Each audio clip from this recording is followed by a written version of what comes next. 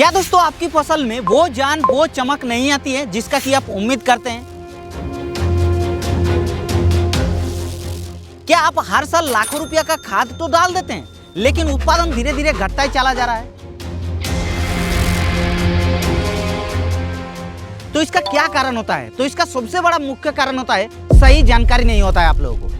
क्योंकि आप हर साल DAP, NPK, SSP, TSP, potash, urea सभी खाद तो डालते हैं, लेकिन क्या आप लोगों को पता है कि उस खाद का डालने का सही समय कौन सा होता है? यही नहीं पता होता है, और जिस वजह से आप लोगों को उसका रिजल्ट भी नहीं मिलता है।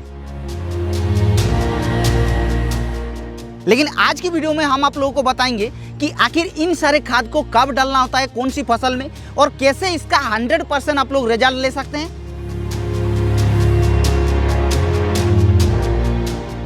इस वीडियो को देखने के बाद कोई भी डाउट आप लोगों का खाद के बारे में नहीं रहेगा। तो चलिए वीडियो को शुरू करते हैं। तो सबसे पहले बात कर लेते हैं दोस्तों डीएपी खाद के बारे में।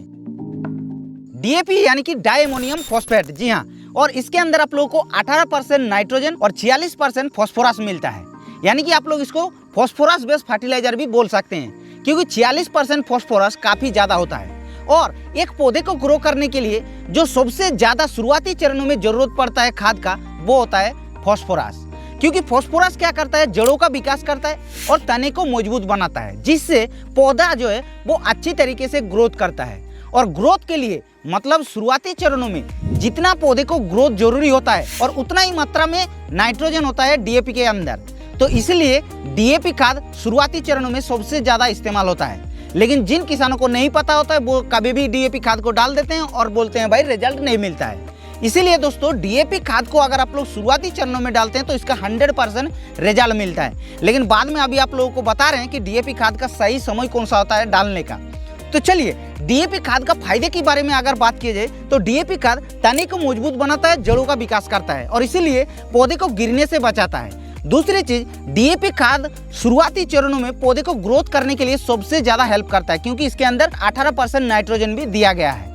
और तो और दोस्तों डीएपी खाद को इस्तेमाल करने के बाद ये रोग प्रतिरोध से भी बचाता है। तो मेन जो चीज होता है वो होता है जड़ों का विकास करना और तने को मजबूत करना शुरुआती चरणों में, और इसलिए दोस्तों डीएपी खाद को ज्यादातर शुरू में इस्तेमाल किया जाता है। एक्चुअली डीएपी खाद का इस्तेमाल सबसे ज्यादा फसल की बुआई करते हैं उस समय पर भी डाल सकते हैं, या फिर जब आप लोग खेत तैयार कर लिया है उसके बाद लास्ट बार आप लोग जुताई करेंगे जब आप लोग बुआई करने से पहले, तो उस समय पर भी आप लोग डीएपी खाद को ब्रॉडकास्टिंग कर सकते हैं। तो इसका मेन जो डीएपी खाद का सही समय होता है डालने का वो तो आप लोगों को पता चल गया। तो आइए आप बताते हैं कि डीएपी खाद को कौन कौन सी फसल में हम लोग को इस्तेमाल करना है। तो देखिए डीएपी खाद को किसी भी फसल में इस्तेमाल कर सकते हैं, कोई दिक्कत नहीं होता है। बेसिकली अगर बात की जाए आप लोग सभी फसल में इस्तेमाल कर सकते हैं, कोई दिक्कत नहीं है। तो ये हो गया डीएपी खाद के बारे में। अब हम लोग जान लेते हैं डीएपी के बाद एसएसपी फर्टिलाइजर के बारे में, यानी कि जो सिंगल सुपर फॉस्फेट होता है।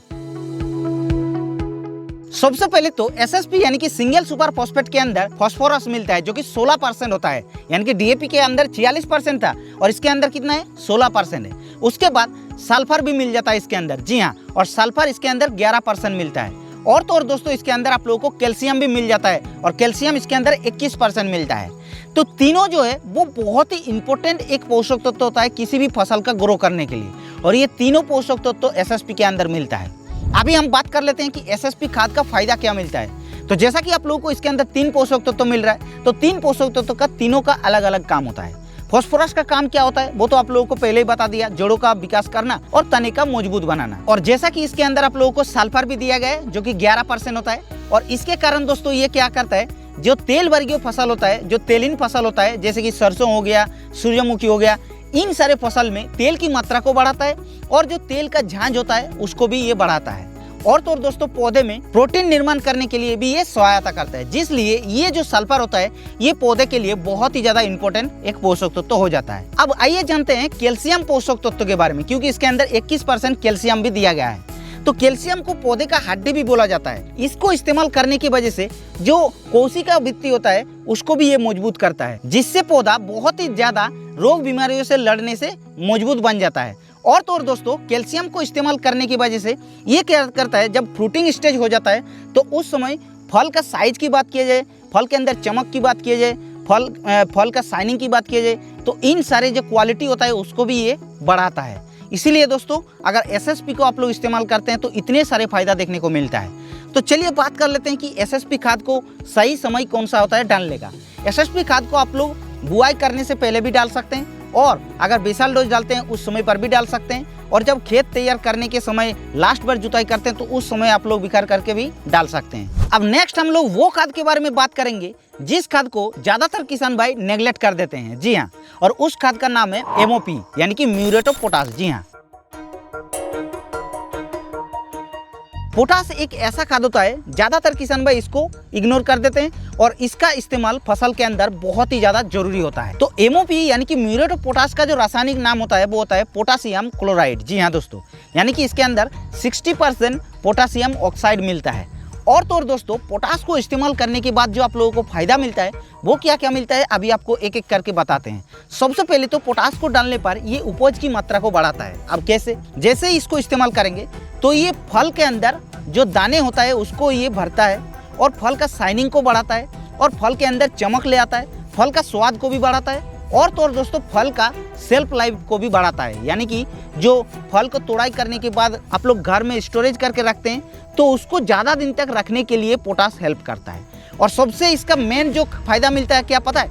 कि इसको इस्तेमाल करने के बाद ये पौधे के अंदर इतना ज़्यादा मजबूत बना देता है कि ये पौधे के अंदर रोग बीमारियों का अटैक ही नहीं होता है। उसके अलावा दोस्तों, पोटाश पौधे की कोशिकाओं में पानी के संतुलन को नियंत्रित करता है, और तो और दोस्तों स्टोमेटा को खुलने और बंद होने का नियंत्रित करता है, जिससे पौधे में पानी की नुकसान को कम कर सकता है, खासकर सूखे की स्थिति में। जी हाँ दोस्तों, इसीलिए पोटाश को इस्तेमाल करना बहुत ही जरूरी है। अब आइए जानते हैं कि पोटाश को कौन सी फसल में कौन सी समय पर डालने पर हम लोग को 100% इसका रिजल्ट मिलता है। तो देखिए, सबसे पहले तो पोटाश को आप लोगों को बेसल डोज के समय ही डालना है, क्योंकि जब बेसल डोज के समय डालेंगे तभी आप लोगों का जो फूल फल का स्टेज होगा उस समय आप लोगों को परफेक्ट काम देखने को मिलेगा। और इसका जो मेन रोल होता है वो फल फूल की स्टेज में ही होता है, जैसा कि आप लोगों को पहले ही बता चुका है इसका क्या फायदा मिलता है। और दोस्तों, आप लोग पोटाश को जब टॉप ड्रेसिंग करते हैं उस समय पर भी डालते हैं तो भी इसका रिजल्ट आप लोगों को 100% देखने को मिलता है। अब आप लोगों का मन में सवाल आ रहा होगा कि पोटाश को हम लोगों को क्या जो फल वर्गीय फसल होता है उसमें ही डालना होता है? बिल्कुल नहीं दोस्तों,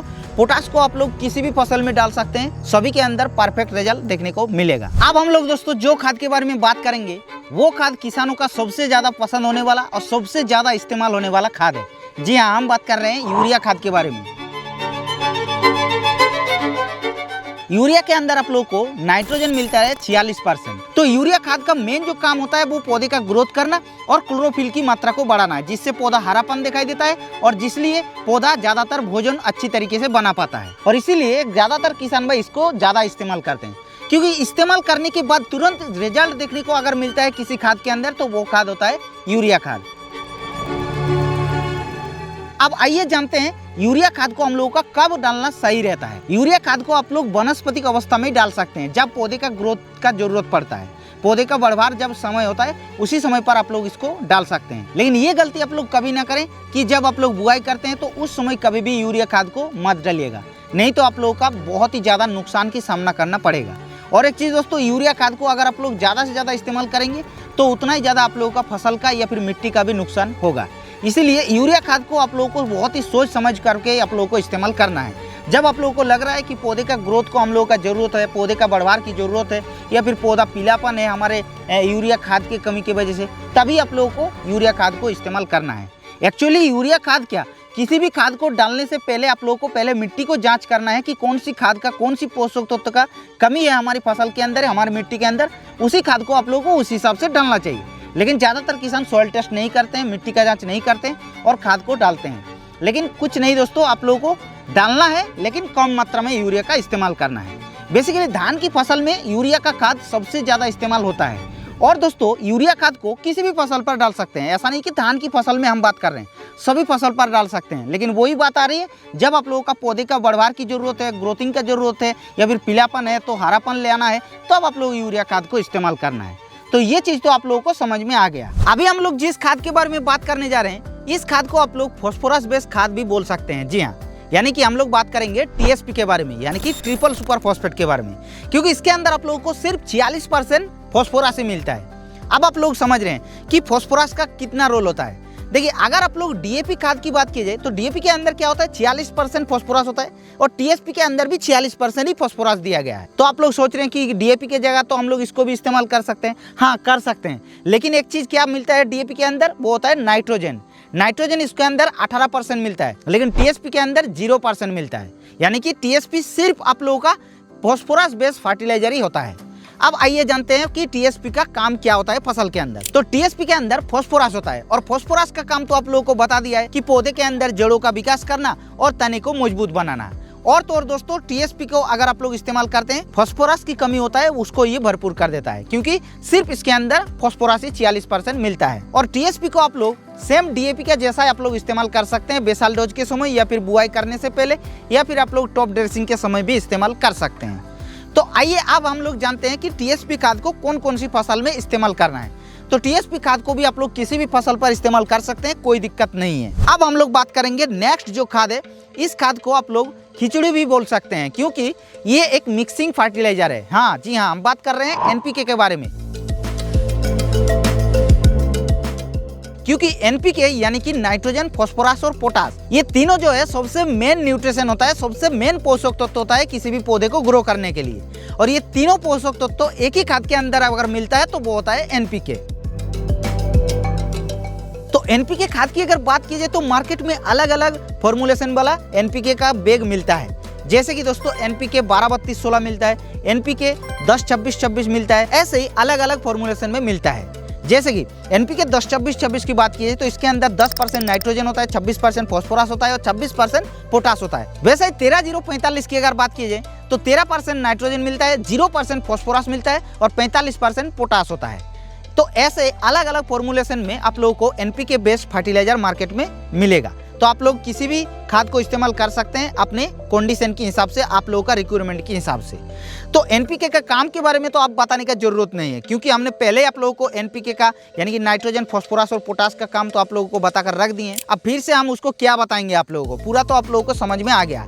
तो एनपीके खाद को अब कैसे इस्तेमाल करना है, कब इस्तेमाल करना है? जब आप लोग फसल की बुआई करने से पहले खाद डालते हैं उस समय पर भी डाल सकते हैं, और तो और टॉप ड्रेसिंग करते हैं उस समय पर भी डाल सकते हैं, वनस्पतिक अवस्था में डाल सकते हैं, फ्रूटिंग स्टेज में, फल स्टेज में, सभी स्टेज में आप लोग इस्तेमाल कर सकते हैं, कोई दिक्कत नहीं है। तो अब बताइए, अब क्या कोई आप लोगों का मन में फिर भी सवाल है कोई भी खाद के बारे में? नहीं है ना? अगर फिर भी आप लोगों का मन में सवाल है तो आप लोग नीचे कमेंट भी कर देना।